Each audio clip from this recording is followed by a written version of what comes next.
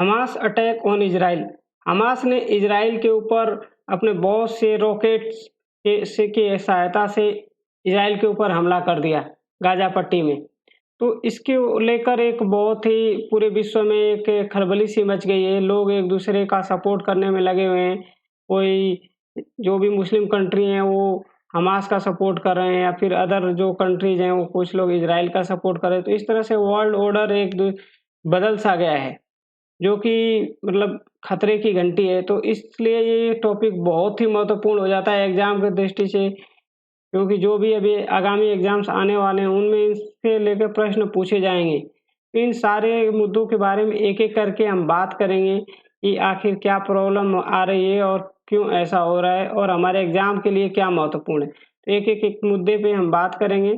चलिए शुरू करते हैं। तो सबसे पहले क्या है, तो आखिर ये हमास न्यूज़ में क्यों है, और हमास के बारे में पता करेंगे कि हमास क्या है और कैसे बना, और हाल ही में जो हमला हुआ है उसका कारण क्या है, और इस हमले की वजह से हमारे देश के ऊपर क्या असर होगा, इसके बारे में भी बात करेंगे। और हमारी परीक्षा के लिए क्या महत्वपूर्ण है, इसके लिए भी चर्चा करेंगे।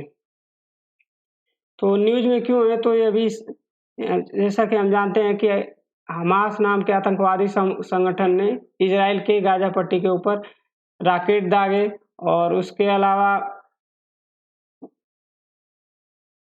ज़मीन की तरफ से भी अटैक किया, और समुद्र के रास्ते से भी कई जगह से अटैक किया। तो इसकी वजह से बहुत सारे लोगों की जानें गई हैं। ऑलमोस्ट 700 से अधिक नागरिकों की जान गई है, जो सिविल नागरिक हैं उनकी। इसमें सैन्य अधिकारी भी शामिल हैं, कुछ सैनिकों को भी मारा गया है, और साथ में 2150 लोग घायल हो गए। ये तो एक लमसम आंकड़ा, ये आंकड़ा डेली बढ़ रहा है, तो ये कोई फिक्स आंकड़ा नहीं है। ऑलमोस्ट ये कहा गया है कि लगभग हमास ने 5000 रॉकेट दागे, वो भी बहुत ही कम टाइम स्पैन में, कि इजराइल को एक मौका भी नहीं दिया गया कि इजराइल उसके रिटेलिएट कर पाए। तो इसकी वजह से क्या हुआ कि इजराइल में बहुत सारे नागरिकों की मृत्यु हुई है, और सैनिक सदस्य भी मारे गए। जैसा कि आप जानते हैं कि इजराइल के पास अपना एक सुरक्षा कवच भी है, जिसको हम आयरन डोम बोलते हैं। तो आयरन डोम भी उसको सेफ नहीं कर पाया, क्योंकि ये हमला इतना खतरनाक था और इतना फास्ट था कि इजराइल को मौका ही नहीं मिला संभलने के लिए कि आखिर में हो क्या रहा है। और इसकी वजह से क्या है कि बहुत सारे लोगों की जान गई। तो ये इस वजह से ये मुद्दा बहुत ही न्यूज़ में है। तो सबसे पहले ये पता करते हैं कि हमास है क्या, जो इतना न्यूज़ में है। तो हमास जो है फिलिस्तीन का एक आतंकवादी समूह है, जो गाजा पट्टी पे शासन करता है। गाजा पट्टी हम अभी मैप में देखेंगे कि गाजा पट्टी कहाँ है। तो गाजा पट्टी जो है एक एरिया है, जो कि आपको मेडिटेरेनियन सी के पास पड़ता है, और इजराइल के सटा हुआ है। तो उसी के ऊपर क्या है, ये हमास नामक आतंकवादी संगठन ये राज्य करता है। एक्चुअली उसपे कुछ हिस्सा जो है इजराइल के पास भी है, बट मोस्टली इनका जो प्रशासन है वो हमास के पास में है। और जो हमास है, जो इजराइल को अपना दुश्मन मानता है, उनके लोगों से अपने आप को बहुत ही मतलब ये युद्ध की तरह मानता है। इसके साथ भी जो ये हमास है, इसको बहुत से देशों ने आतंकवादी संगठन घोषित करके रखा हुआ है। जैसे संयुक्त राज्य अमेरिका हुआ, यूरोपीय संघ हुआ, और ब्रिटेन हुआ, इजराइल हुआ। इसने सभी ने हमास को एक इजराइल संगठन घोषित करके रखा हुआ है, इनको नामित किया गया है। जो हमास है वो ईरान के द्वारा समर्थित संगठन है, जो इसको ईरान द्वारा इसका वित्त पोषण होता है, और हथियार भी सप्लाई की जाती है। इस तरह से ईरान जो है इसका बहुत बड़ा पार्टनर है हमास का। आगे बात करते हैं। जो हाल ही हमला हुआ है, इसका कारण क्या है, तो कारण इसकी कारण जो है बहुत सारे हैं वैसे, क्योंकि ये एक हिस्टोरिकल मुद्दा है। बहुत ही पहले से भी इजराइल और हमास के बीच में वार होते रहे हैं, और इस हमले की जो कार्रवाई को जो नाम दिया गया है वो है ऑपरेशन अल अक्स फ्लड नाम दिया गया है, जो कि हमास ने दिया है कि ऑपरेशन अल अक्स फ्लड नाम दिया गया है। ये चीज़ ध्यान रखना है कि कहीं भी एग्जाम में पूछ सकता है कि ऑपरेशन अल अक्स फ्लड क्या है। तो ऑपरेशन अल अक्स फ्लड जो है, ये हमास द्वारा इजराइल पे किया गया हमला है। ये क्यों होता है, तो हमास जो है ये इस अपनी धरती को एक पवित्र मानता है और इज़राइलियों को यहाँ पे रहने पे उनको तकलीफ़ होती है कि इज़राइल के लोग उस धरती पे ना रहें, और इसलिए बार-बार क्या है कि इज़राइलियों के ऊपर हमला करता रहता है। इस टाइम रिसेंटली हमले का एक मुख्य कारण ये भी है कि जो मिडिल ईस्ट के बहुत सारे कंट्रीज हैं जो कि धीरे-धीरे इज़राइल के साथ अपने संबंध को बढ़ाए जा रहे हैं।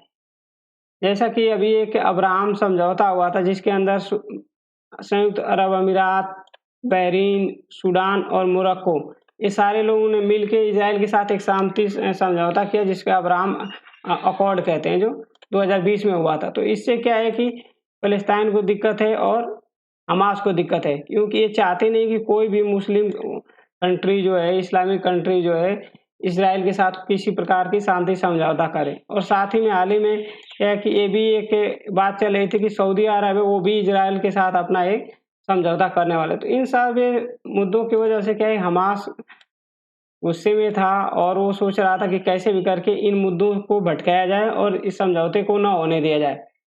तो इसकी वजह से हमास ने घात लगा के और इज़राइल के ऊपर हमला कर दिया। इस हमले की वजह से भारत पे क्या असर करेगा, तो भारत पे असर ये होगा कि भारत और इज़राइल के बीच में बहुत सारे द्विपक्षीय व्यापार होते हैं। तो मुख्य रूप से क्या है कि रक्षा उपकरण और पेट्रोलियम, तेल, बिजली उपकरण, इन सारी चीज़ों का आयात और निर्यात होता है। तो अगर हमला हो गया तो इज़राइल क्या है अपने देश के मैनेज करने में लग जाएगा, उसका ध्यान अपने देश के ऊपर हो जाएगा, तो जिसकी वजह से हो सकता है कि द्विपक्षीय व्यापार जो है वो प्रभावित हो सकता है और इसकी वजह से भारत में समस्याएँ आ सकती हैं। एक दूसरी बात ये भी है कि ब इज़राइल जो है भारत का बहुत ही पुराना पार्टनर है। इसने नेशनल सिक्योरिटी काउंसिल में भी भारत का समर्थन किया था। तो इज़राइल और भारत एक बहुत अच्छे दोस्त हैं और एक-दूसरे के साथ एकजुटता के साथ रहते हैं। इसलिए भारत के प्रधानमंत्री नरेंद्र मोदी जी ने भी इस हमले की निंदा करते हुए और अब इज़राइल को एक समर्थन देने की बात की है कि अगर किसी प्रकार की कोई भी हेल्प की ज़रूरत पड़ती है तो हम उसमें अपना हेल्प करेंगे। इस मामले में सबसे बड़ी एंट्री अमेरिका की होती है, क्योंकि अमेरिका जो है एक बहुत बड़ा देश है और उसके पास अपनी खुद की शक्तियाँ हैं। तो अमेरिका ने भी इस हमले के ऊपर अपना रिएक्शन दिया है। उसने बोला है कि इस हमले की वजह से वो भी बहुत दुखी है और इसको इज़राइल की किसी प्रकार की सहायता के लिए वो अपने सैन्य जहाज़ और विमान भेजेगा। अपने नेवी के बहुत सारे जहाज़ को अमेरिका ने लॉन्च कर दिया और साथ में एयर फ़ोर्स के भी जहाज़ों को इज़राइल की सहायता के लिए उस क्षेत्र में भेज दिया है। तो इसकी वजह से क्या है कि मामला बहुत ही ये बोल सकते हैं कि टाइट हो गया है। ये क्या हो सकता है कि इसमें अगर सारे देश मिलके और एक-दूसरे का साथ देने लग जाएँगे तो इस तरह से एक विश्व युद्ध की स्थिति पैदा हो जाएगी। जैसे भी जितने भी इस्लामिक कंट्री हैं वो फ़लस्तीन या हमास का साथ देंगे और बाकी अदर कंट्री हैं या यूरोपियन कंट्री हैं जो कि इ इज़राइल का साथ देंगे। तो इसकी वजह से क्या है कि फिर एक 2 गुट बन जाएँगे और एक जो कि विश्व युद्ध में भी तब्दील हो सकता है, जो कि एक खतरे की घंटी है पूरे विश्व के लिए। तो ये चीज़ें भी ध्यान रखने की ज़रूरत है कि इससे मतलब इसको इतना आसानी से नहीं ले सकते। यहाँ जस्ट एक छोटा-सा हमला, ये एक बहुत बड़ा हमला है और ऐसा हमला पिछले 50 सालों में इज़राइल के ऊपर नहीं हुआ है। तो ये इसकी वज़ह से पूरा वर्ल्ड ऑर्डर डिस्टर्ब हो सकता है। तो ये चीज़ें ध्यान में रखना है। अभी ये देख लेते हैं कि ये तो जस्ट एक उसका न्यूज़ हो गया कि क्या प्रॉब्लम्स आई हैं और क्यों हमला किया है। बट हमारे एग्ज़ाम के लिए क्या महत्वपूर्ण है वो चीज़ें हम देख लेते हैं। तो एग्ज़ाम में क्या पूछ सकता है, अभी गाज़ा पट्टी के बारे में पूछ सकता है क्योंकि गाज़ा पट्टी जो है न्यूज़ में था। तो गाज़ा पट्टी क्या है, एक बार इस मैप में हम देख सकते हैं कि गाज़ा पट्टी जो है इजिप्ट, मेडिटेरेनियन सी और इज़राइल के बीच का एक ये एरिया है छोटा-सा, जो कि पहले तो इज़राइल के कब्ज़े में था कुछ दिनों तक और इसका अभी भी कुछ पार्ट इज़राइल के कब्ज़े में है। लेकिन मूलतः ये जो इसके ऊपर जो है फ़िलिस्तीन के जो हमास आतंकवादी संगठन है उसका शासन है यहाँ पे, गाज़ा पट्टी के ऊपर, और यहीं पे उसने यहीं से हमले किए हैं इज़राइल के ऊपर। तो इसलिए हमें पता होना चाहिए कि गाज़ा पट्टी क्या है, तो गाज़ा पट्टी जो है इज़राइल और मेडिटेरेनियन सी के बीच में एक एरिया है। ये पूछा भी गया है, एग्ज़ाम में 1-2 बार पूछा गया है गाज़ा पट्टी के बारे में, तो हमें पता होना चाहिए, आगे भी पूछा जा सकता है। दूसरा प्रश्न ये हो सकता है वेस्ट बैंक के बारे में, तो वेस्ट बैंक कहाँ है? तो वेस्ट बैंक जो है इज़राइल और जॉर्डन के बीच में एक एरिया है, ये है वेस्ट बैंक। तो ये भी हमें पता होना चाहिए कि ये वेस्ट बैंक वर्ल्ड में मैप में कहाँ पे स्थित है। तो इसमें पूछा जा सकता है से वह वेस्ट बैंक कहाँ स्थित है, तो वह वेस्ट बैंक जो है जॉर्डन और इजराइल के बीच में स्थित है। और एक और भी इंटरेस्टिंग फैक्ट है यहाँ वेस्ट बैंक के बारे में, ये वेस्ट बैंक में ही जेरूसलम स्थित है। तो जेरूसलम भी पूछ सकता है कि जेरूसलम कहाँ है, तो फिलिस्तीन की राजधानी है। और इसको इजराइल भी अपनी एक राजधानी मानता था, लेकिन इजराइल ने अपना एक नया राजधानी तेल अवीव बना लिया है। बट फिर भी जो जेरूसलम है ये क्या है कि बहुत महत्वपूर्ण स्थान है और एक बहुत ही पवित्र स्थान है, क्योंकि जेरूसलम को जो भी इस्लामिक को मानने वाले लोग हैं वो भी उसको अपना एक पवित्र स्थल मानते हैं, और यहूदी जो लोग हैं वो भी जेरूसलम को पवित्र स्थल मानते हैं, क्योंकि उनके जितने भी पुराने उनके धर्म गुरु हैं उनको मानना है कि इसका उद्भव विकास यहीं से हुआ था।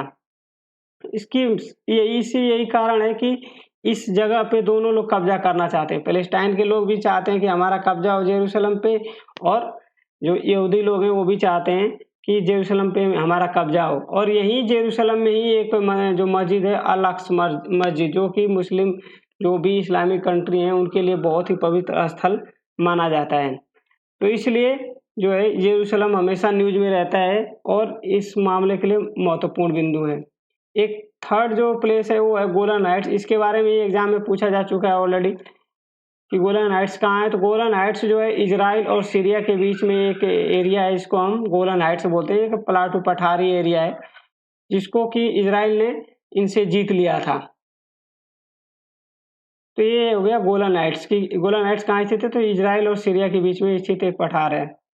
उसके बाद सबसे मोस्ट इम्पोर्टेंट जो है भूमध्य सागर है, कि यहाँ से मेंटेन सी के से रिलेटेड कई बार यूपीएससी ने भी प्रश्न पूछा हुआ है कि निम्न में से कौन से देश की सीमा भूमध्य सागर से लगती है। इसमें यही ऑप्शन आता है इजिप्ट, इजराइल, जॉर्डन, सीरिया और लेबनान।